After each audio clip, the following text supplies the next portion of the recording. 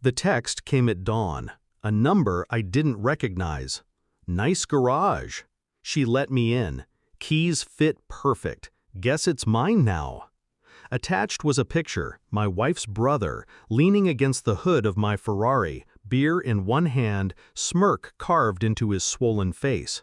The lights of my garage glowed behind him. Except it wasn't my garage anymore, because last night while she slept, I moved all 12 cars, every polished body, every carefully restored engine to a storage hangar 3 towns over. I left nothing but oil stains and empty shelves. So what exactly was he standing in front of? The answer hit colder than the morning air seeping through the cracked window.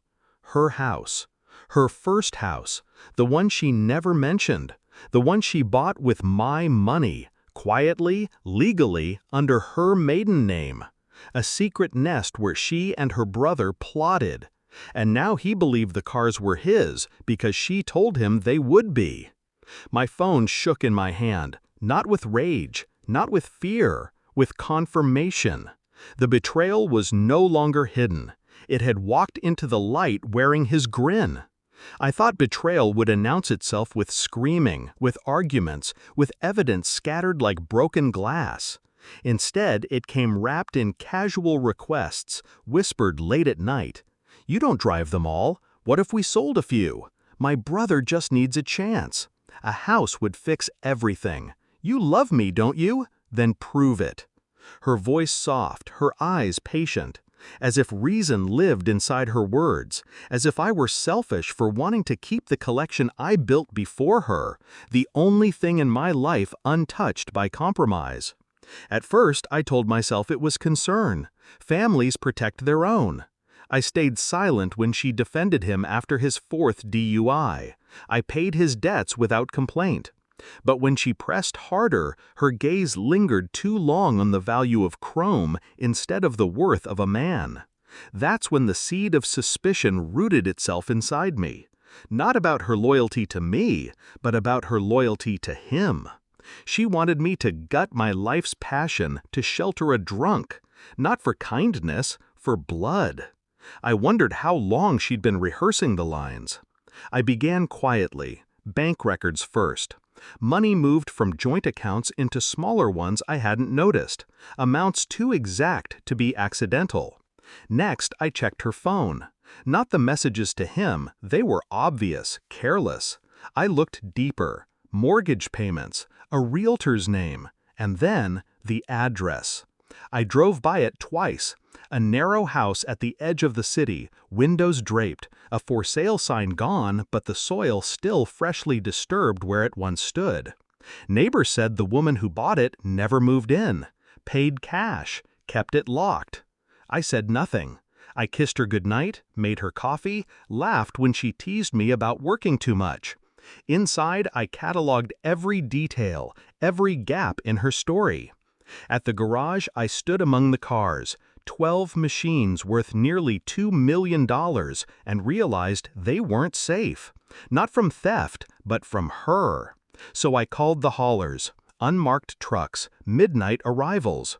By 3 a.m., the space was stripped bare. My secrets locked in a hangar under a different name. When I climbed into bed beside her, she shifted, half asleep, murmuring, "Tomorrow, we'll talk about selling." I stared at the ceiling until sunrise. This morning, her brother's text delivered the final piece. Proof. She hadn't just planned it, she promised it. My cars were leverage, a bribe wrapped as generosity. She handed him a fantasy and expected me to fund it. I didn't respond to his message. I walked downstairs, poured myself a glass of water, and waited for her to wake. She entered the kitchen, hair tangled, robe loosely tied. She smiled, the kind of smile meant to distract. "Coffee?" she asked. I slid my phone across the counter. The photo of her brother leaning on my Ferrari lit the screen. Her face froze. The blood drained. She whispered his name like a curse. I didn't speak. The silence became unbearable for her, not me. She reached for words, excuses, explanations, but I cut them off with one question. How many houses do you own under your maiden name? Her lips trembled. Tears threatened. The mask cracked. I stayed composed, cold. By noon, she was begging. Promises, apologies, frantic hands clawing at the air as if she could grab back the lies she spilled. I let her speak. Every sentence was rope tightening around her own throat. Then I placed a folder on the table. Documents, copies of her secret purchase, money transfers, the mortgage in her name. I know everything, I said, voice level, calm. And so will the court. Her knees buckled. She sank into the chair like a child scolded.